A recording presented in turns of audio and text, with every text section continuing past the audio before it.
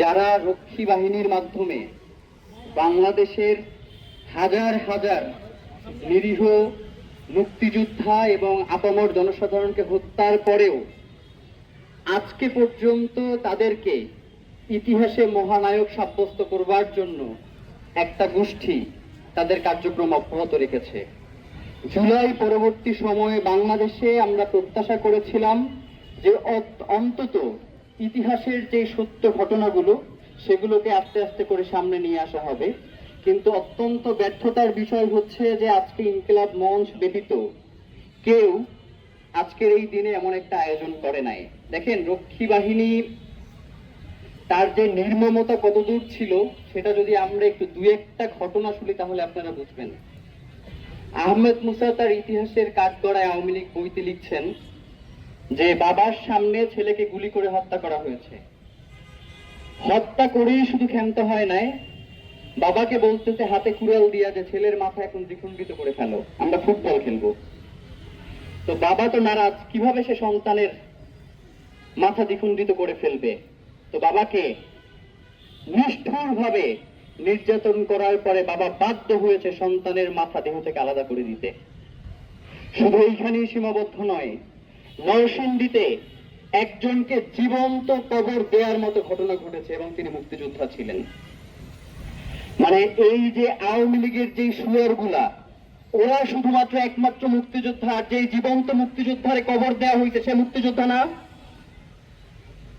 আপনি ভাবেন, গ্রামের পর গ্রাম এখন যেইভাবে বলে না যে রাজাকার অমুক তমুক বিভিন্ন ট্যাগ দেওয়ার চেষ্টা করে, তখন অমুক ঘরে জাসদ আছে কিনা, অমুক এলাকায় জাসদ আছে কিনা, অমুক এলাকায় বিরোধী মতের লোকজন আছে কিনা, এই প্রোপাগান্ডা ছড়িয়ে ওই এলাকাকে ঘেরাও দিয়ে ওই এলাকার নারীদেরকে গণহারে ধর্ষণ করা হয়েছে এবং পুরুষদেরকে হত্যা করার মতো ঘটনা ঘটেছে।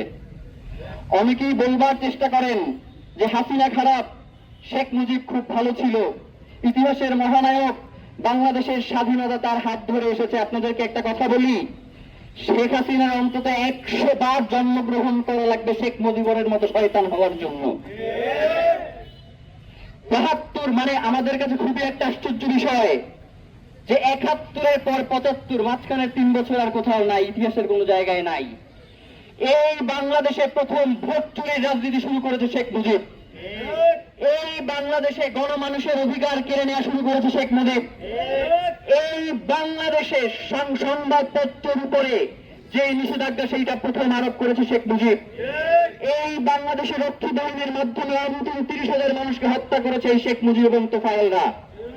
আজকে তাদেরকে মহানায়ক প্রতিপন্ন করবার জন্য যারা চেষ্টা করছে, আমরা তো মনে করি ইতিহাসের কাঠগড়ে তাদেরকে এখন দাঁড় করানোর সময় এসেছে।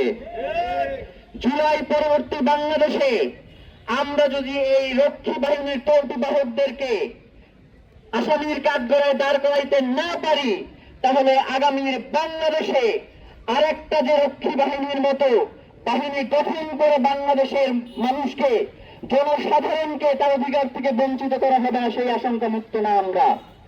প্রিয় ভাইয়েরা, আজকের এই দিনে আমরা ইনকিলাব মঞ্চের পক্ষ থেকে বাংলাদেশের বর্তমান সরকারকে 7টি দাবি জানিয়ে আমরা আমাদের আজকের যে মেইন প্রোগ্রাম গায়েবাড়া জানাজা ও দোয়া মোনাজাত সেটা শুরু করতে চাই।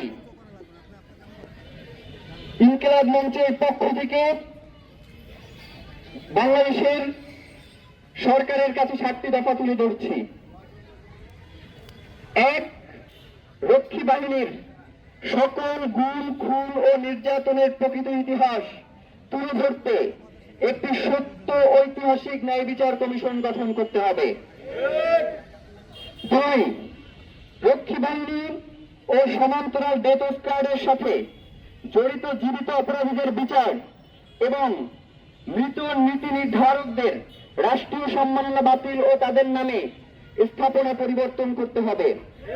প্রিয় ভাইয়েরা, গতকাল আমরা যখন এই পোস্টটা দিলাম তখন আমাদেরকে বেশ কয়েকজন ফোন করেছেন। তারা আমাদেরকে জানিয়েছেন যে কারো দাদা এই রক্ষী বাহিনীর হাতে নির্যাতিত হয়ে মৃত্যুবরণ করেছেন, কারো বাবা এই রক্ষী বাহিনীর হাতে হত্যার শিকার হয়েছেন। আগামী 2-3 দিন পরে আমরা রক্ষী বাহিনী ৭২ থেকে ৭৫ যেই অত্যাচার বাংলাদেশের মানুষের উপরে করেছে তার একটা আলোকচিত্র প্রদর্শনী আমরা এই শাহবাগে আয়োজন করবো ইনশাআল্লাহ।